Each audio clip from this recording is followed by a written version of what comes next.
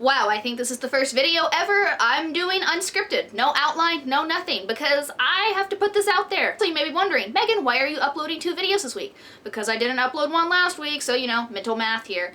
But also I'm here to warn you. So The Gallows is the recent chain in a never-ending series of found footage movies. Warning, I'm about to spoil the shit out of this movie for you because I do not want you to see it. I do not want you to pay the $20 to see it. And no, I know what you're doing right now. You're saying, Megan, but you know, movie tickets are only $10. No, I know you spend the money on the popcorn and the drinks and maybe the candy if you're not smart enough to go buy it from CVS and sneak it in. I know, I see you, okay? Do not waste your money on this movie. With that being said, let's get into The Gallows and spoilers ahead. The plot, fuck.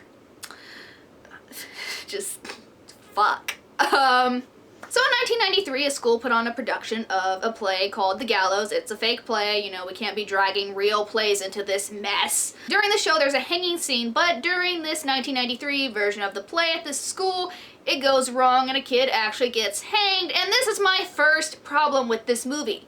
They never explain how the gallows was supposed to work originally. So you see the kid on the gallows, falls through trapdoor, but in any stage production, they would never let you build a real gallows without some kind of safety thing underneath there. And in high school, they're just not going to let you build a workable gallows, period. Okay, I did high school theater. You cut to black, make a sound effect, etc. It's just a safety hazard. So never do they explain how this gallows was actually supposed to work. It's just, oh, these people built a gallows and oh my god, it actually worked. What a surprise, now someone's dead. So 20 years later, this kid has a starring role in the play and his douchebag friend is filming it and being annoying as fuck.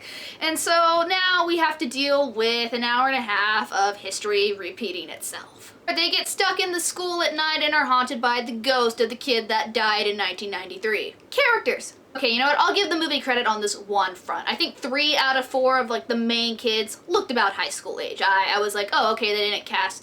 It didn't look like they cast 30-year-olds. I could be wrong on that, but at least they looked the age they were supposed to be. But my god, this movie is just filled with so many cliches. You have the football kids who pick on the nerdy ones in theater. They literally throw a football at this theater kid and bully him for being in tech and theater, which I'm calling bullshit on because no one in high school cares that much to that degree. But I mean, okay, easy, sloppy writing, cliches, blah, blah, blah, blah, blah. So the characters as lacking common sense as you'd expect, as mediocre acting as you'd expect.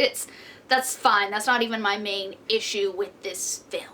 Cinematography. I actually do not mind found footage movies. I think sometimes you have to decide, would this movie work as a found footage movie? And go from there. Oftentimes, people make the wrong choice. I'd say 90% of the time.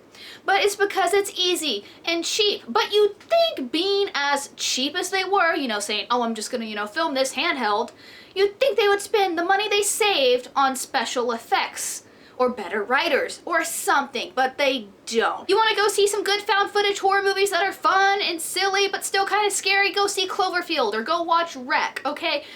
Don't spend your money on this movie. I've said that like 5 times by now, but like I am so serious. Do not spend money on this movie. I'm like your mom speaking to you right now. Do not do this. And since this is a horror movie review, I do have to add the category of scares. It's all jump scares. What do you expect? I mean, really? Modern day horror movies just cannot grasp the fact that you don't need jump scares all the time. At least in like Insidious and The Conjuring and James Wan movies, when the jump scares happen, there's an actual scary thing happening. But with this, it's just like, oh, it made a noise. Oh, look around. No, there's no point. Movies need tension, and there wasn't really any tension. I just felt like they were hearing noises and going around.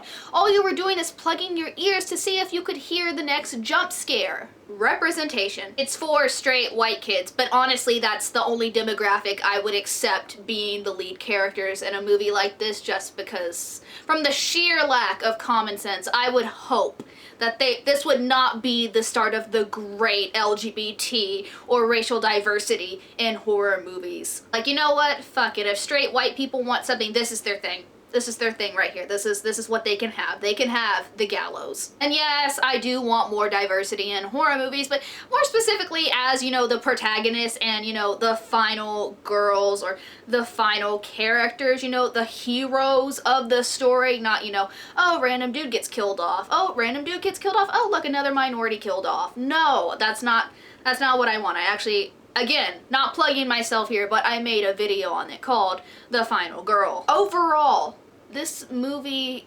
hurt me. Okay, it didn't really hurt me. I've seen far worse horror movies than this. Okay, I've seen way worse horror movies. But you know what? The thing that bothers me is that after all these terrible horror movies that come out, not one person thinks, why don't I try a little harder? It's like nowadays with horror movies, they just write in a twist, write in a twist, write in a twist, and then they base the whole story off around that, and then they don't care about giving people character development. They don't care about putting money towards effects or genuine scares.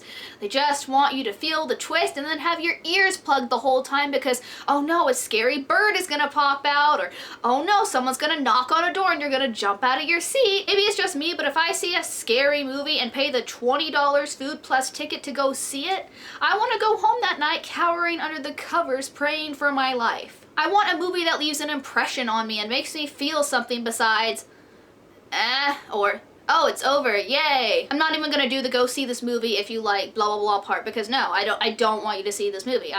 100th time I've said it, do not spend your money on this movie. If you'd like recommendations for found footage horror movies that you can find online or on Netflix, because that's the totally legal thing to do, I will put links down below and give you some suggestions. For a found footage horror movie, I give The Gallows a D-.